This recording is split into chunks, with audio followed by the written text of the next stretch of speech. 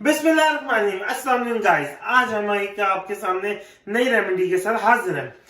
आज की रेमेडी जो है वो है कफ और फ्लू के लिए, क्योंकि सर्दियां, आपको पता है सर्दियों का मौसम है। कफ और फ्लू घर घर की बीमारी है। और क्योंकि अगर आपको कफ और फ्लू है तो आपको कोविड होने के भी सिम्टम्स होते हैं। तो अगर आप कफ और फ्लू से बचे हुए हैं तो आपको कोविड आपके करीब नहीं आता। तो इसके लिए आज हम एक आपको होम रेमेडी दिखाते हैं।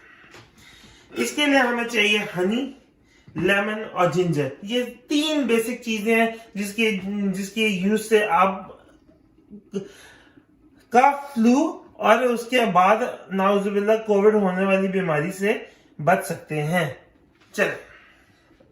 चलें गाइस, अब हम इसकी तैयारी की तरफ चलते हैं। बिस्मिल्लाहिर्रहमानिर्रहीम। हम लीमू को स्लाइसेस की फॉर्म में काट लेंगे, बारीक बारीक, बिल्कुल बारीक काटते हैं।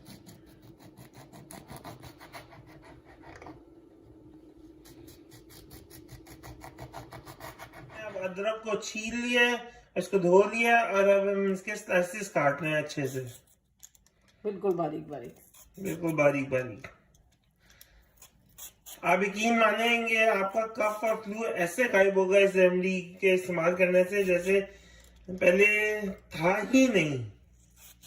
गले को सुकून मिलता है, गले को सुकून मिल जाएगा आपके, और जायका भी बहुत अच्छा होता है। पहले हम इसके नीचे शहद डालेंगे,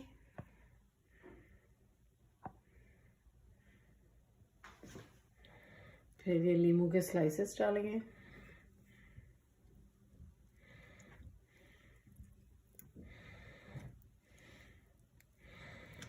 फिर जिंजर है, फिर ये डालेंगे, फिर लीमू, फिर शहद,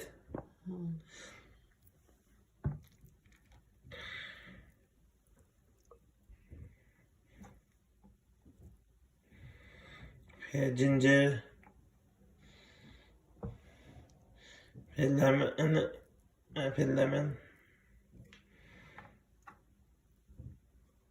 इस तरह हम अपना जार पूरा भर लेंगे। ये जो शीशी है ये फुल हो गई है, इसमें तीनों चीजें हैं और ये अब मैं 2 दिन के लिए फ्रिज में रख दूंगी। इसके बाद इसको यूज करेंगे। बिस्मिल्लाहिर्रहमानिर्रहीम। देखें गाइस, 2 दिन बाद ये हमारी होम रेमेडी तैयार हो गई है। इसको हम इस तरह भी पहले दो तरीकों से पी सकते हैं। एक है हम जार में चम्मच डाल के इस तरह, ये देखें इस तरह,